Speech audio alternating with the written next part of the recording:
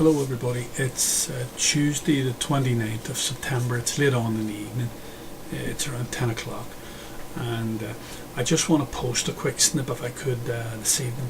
And really what it's about an article in today's Irish Times, and what it is, it's a pressay, a little bit of a pressay based on Davy Stockbrokers, a research document done by their leading economist, a man called Russell White, and it appeared in today's Irish Times, and I'll give you the little link and you can have a look at it yourself. Basically what it says, it basically says, I'll put it up on the screen, it might be easier for you to read it that way. It says the Irish economy is to grow in 2010, and it says the opening gambit is that the Irish economy will return to growth in 2010, and it will see expansion of 4% in 2011.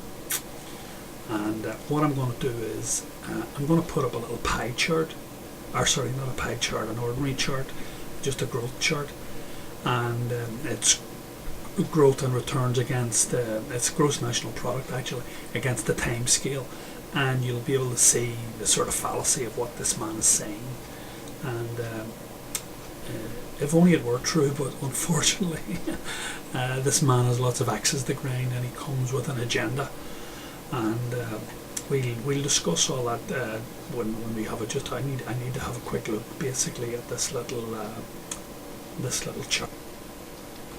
Yeah, this is a little chart that I drew up myself, and basically it's based on CSO figures. The first four columns are based on the actual CSO figures that are available up to the present moment, and that's the central statistics office here in Ireland, and they haven't done theirs as a little chart like that, but I've done it just so that it's a visual thing and people can you can extrapolate the figures, but they haven't done it up as a chart like that. But I just thought it was easier to see it, and really what I've done is I've just drawn it out. It just is five columns, and it's the first column is 2006, 2007, 2008, 2009, and then the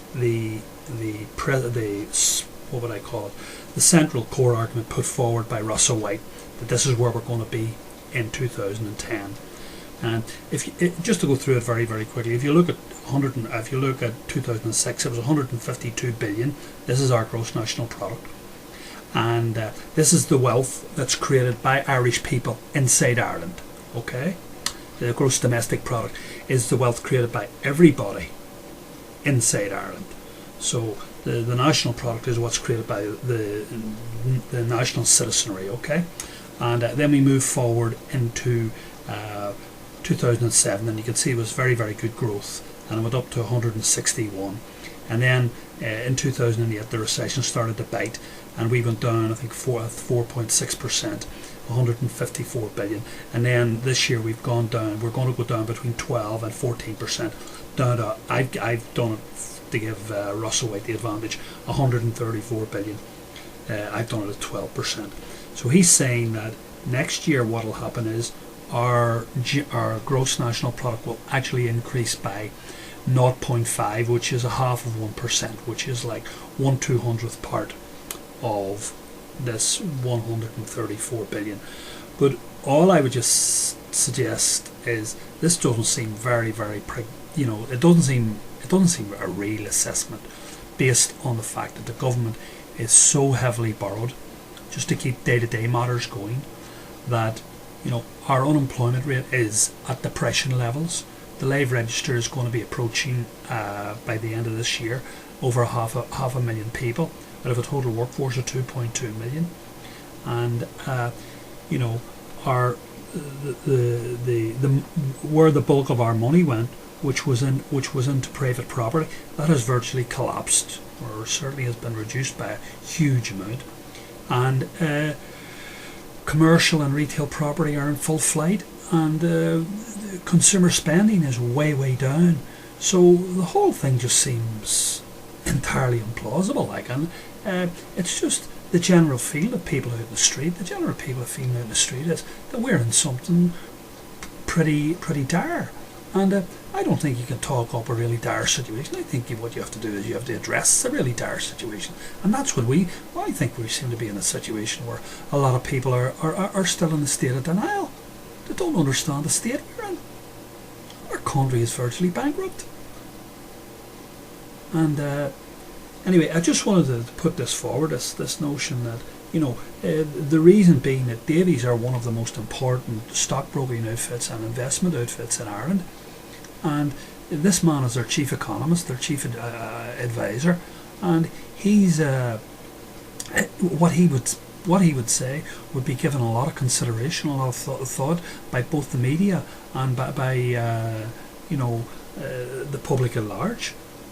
But he is coming with an agenda, and basically what's happened is, I would say Davies are looking for new clients, because I'd say they've lost a lot of clients. I'd say a lot of their clients are virtually bankrupt over the whole situation that they find themselves in, because Davies are in the way of building up portfolios for people, and I'm sure lots of the people that they had portfolios for liquidated those portfolios or are in the process of liquidating those portfolios. They get cash to pay back to the banks, because I'd say a lot of them are involved in this property market, and they're in serious doo-doo. So that's the reason I've drawn this up. Yeah, the only reason why really I'm raising this is because if you were to read the Irish Times this morning, this is one of the leading articles in the Irish Times, in the financial pages, and you would think that there's a serious amount of credibility was going to be given to this article. And I have no doubt that over the next day or two it'll appear in other formats and magazines and all the rest of it will be quoted, because Davies stockbrokers are out to promote this notion, because they're not going to talk down. It's not in their interest to tell their clients, we're going to lose more money on you. Oh no. Things must always be bright and rosy, no matter what the situation was. Even on the deck of the Titanic, the officers and the senior officers and the warrant officers were all running around telling the people as the ship was sinking, everything was all fine, and an orchestra was playing in the background. And that's what seems to be happening in Ireland. The orchestra's playing, and everybody's watching Coronation Street and Emmerdale and all that. But the reality is, we are in a dire situation. And the IMF are going to be brought in here to sort this out, because our government don't seem to have the will to sort this matter out.